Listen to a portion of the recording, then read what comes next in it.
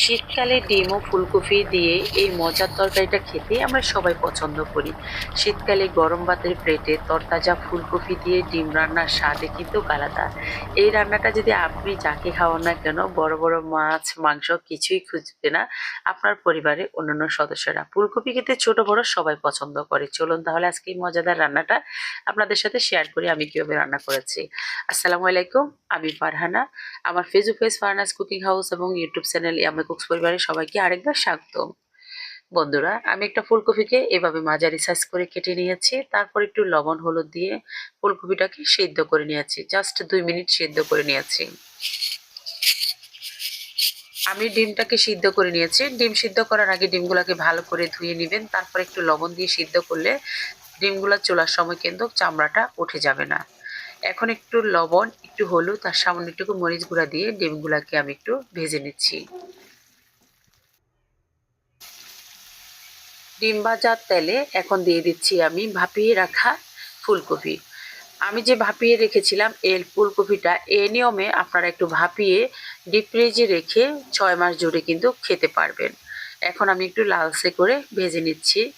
Seasonal ফুলকপি খেতে আমরা খুব পছন্দ করি। যখন সিজন চলে যায় তখনও কিন্তু ফুলকপি খেতে সবার মন চায়, কিন্তু তখন কিন্তু বাজারের ফুলকপিগুলা ততটা স্বাদ লাগে না। তাই সিজন থাকতে ফুলকপিগুলাকে আপনারা ফ্রোজেন করে নিতে পারেন।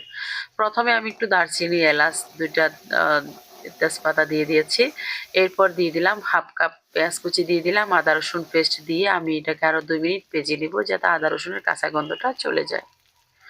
এরপরে হলুদ গুঁড়া, মরিচ গুঁড়া, জিরে গুঁড়া, ধনে গুঁড়া দিয়ে এবং স্বাদ মতো লবণ দিয়ে ভালোভাবে কষিয়ে নেব।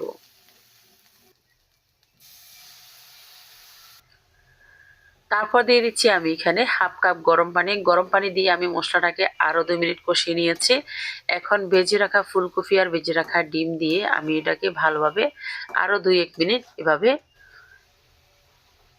কষিয়ে নেব। খেয়াল রাখতে হবে ফুলকপিগুলো যেন কোনো প্রকার ভেঙে না যায়। এরপরে এখানে আমি গরম পানি দিয়ে দিয়েছি। ফুলকপি রান্না করাতে আপনি গরম পানি, যে কোনো তরকারি রান্না করার সময় গরম পানিটা ব্যবহার করবেন, তাহলে তরকারিটা কিন্তু খুব সুন্দর কালার থাকবে এবং সিদ্ধ হবে দ্রুত।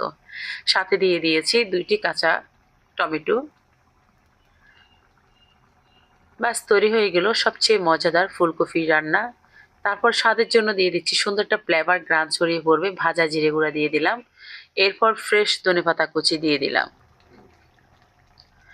ডিমের এই ঝোল রান্নাটা দিয়ে আপনি গরম গরম ভাত 1 প্লেট নয় 2 প্লেট খাওয়ার পরও কিন্তু আপনার মুখের রুচি যাবে না, ইচ্ছে করবে আরও 1 প্লেট ভাত খেতে। আজকের এই ফুলকপি দিয়ে ডিম রান্নার রেসিপিটা কেমন হলো অবশ্যই কমেন্টসে জানাবেন। ভিডিওটি ভালো লাগলে লাইক, কমেন্ট, শেয়ার করবেন এবং আমার ফেসবুক পেজ এবং ইউটিউব চ্যানেলের সাথে থাকবেন।